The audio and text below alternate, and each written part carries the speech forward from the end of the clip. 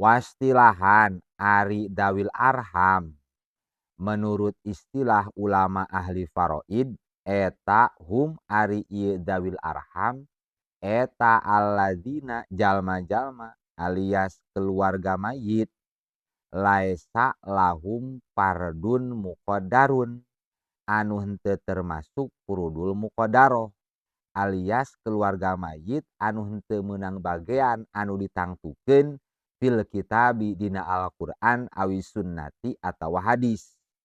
Walaisu bi asobatin tur mereka teh dawil arhamah lain termasuk golongan asobah, lain termasuk jalma-jalma nu bakal meunang warisan tina ladang sesa nyokot dawil purud.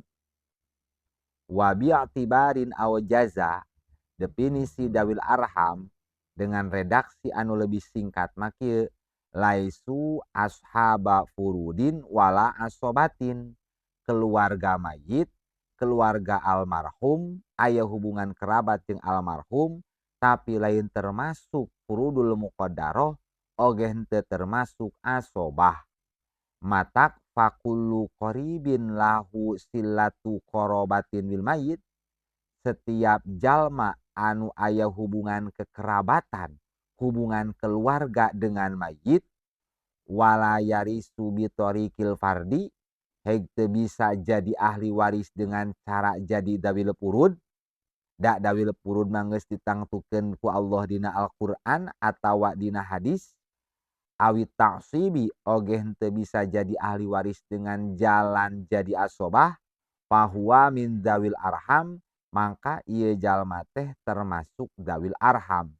Wadalika ari itu dawil arham teh keluarga mayit tapi henteu bisa jadi ahli waris ku jalan furud atawa asobah eta misrul amati sapertoskeun bibi atawa ua awewe ti bapana mayit wal khali sareng sapertoskeun ua atawa mamang ti jihad indung wal kholati sareng bibi atawa ua awewe ti jihad indung ta eta moal bisa jadi ahli waris tatkala aya furudul muqaddaroh oge aya asobah wa banil ukhti sareng anak lalakina dulur awewe tah eta moal bisa jadi ahli waris da dawil arham tatkala aya asobah atawa aya keneh dawil purud. Wabnil binti jeung sapertoskeun incu lalaki ti anak awewe eta moal bisa jadi ahli waris. Da disebutna dawil arham ila akhirih jeung nu sanes-sanesna seueur keneh golongan dawil arham. Intina dawil arham teh jalmi anu aya hubungan baraya, hubungan kekerabatan dengan mayit tapi teu bisa jadi ahli waris tatkala masih keneh aya dawil purud jeung golongan asobah.